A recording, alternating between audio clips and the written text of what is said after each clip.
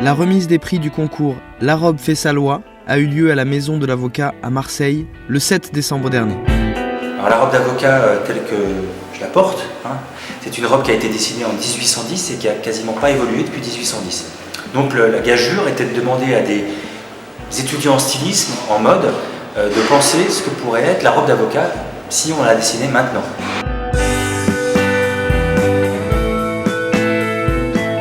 Il y avait pour l'occasion une exposition de robes d'avocat, accompagnée de la présentation des travaux des élèves participant au concours. Les élèves de l'ESDAC ont participé à ce concours et certains d'entre eux ont été sélectionnés pour être présentés au jury. J'ai fait un pantalon et un kimono, je me suis imprégnée aussi de ce qui peut se faire au Japon. Une robe qu'on porte pour les cérémonies, donc j'ai trouvé ça important de le placer, donc je me suis inspirée de ça. L'idée, c'était pas forcément de révolutionner les choses, mais de montrer le caractère innovant et précurseur du barreau de Marseille et surtout de questionner sur cette robe qui est importante pour nous tous, qui est un costume judiciaire, qui est une armure et qui est un instrument d'égalité des avocats entre eux devant la justice, un élément d'égalité des justiciables, puisque tous les avocats, que leurs clients soient riches ou pauvres, que l'avocat soit riche ou pauvre, ils ont la même robe.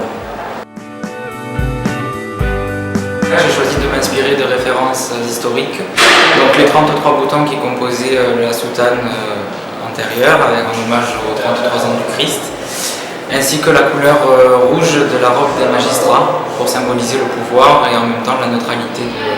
Ce qui m'a intéressé dans cette participation à ce concours, c'est qu'en tant que designer de mode, on n'a pas l'occasion tous les jours de réinterpréter la robe d'avocat, et que c'était aussi un moyen d'allier la rigueur de cette robe d'avocat et le côté artistique. Essayer de bien doser les deux pour arriver à quelque chose de commercialisable, donc c'est pas le terme, mais disons industrialisable pour que tous les avocats puissent la porter.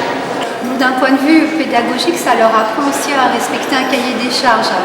Et puis, une collection, on a toujours une portée créative, mais aussi très commerciale. Là, on n'avait pas cet aspect, cet objectif commercial, mais en même temps, ça devait être pratique, fonctionnel, donc quelque part, ça aurait pu être quelque chose de commercialisable.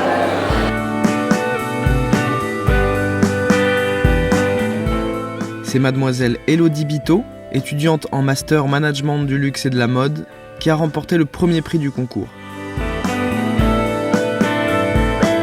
Sa robe a été confectionnée pour la soirée et on a pu l'admirer sous toutes ses coutures.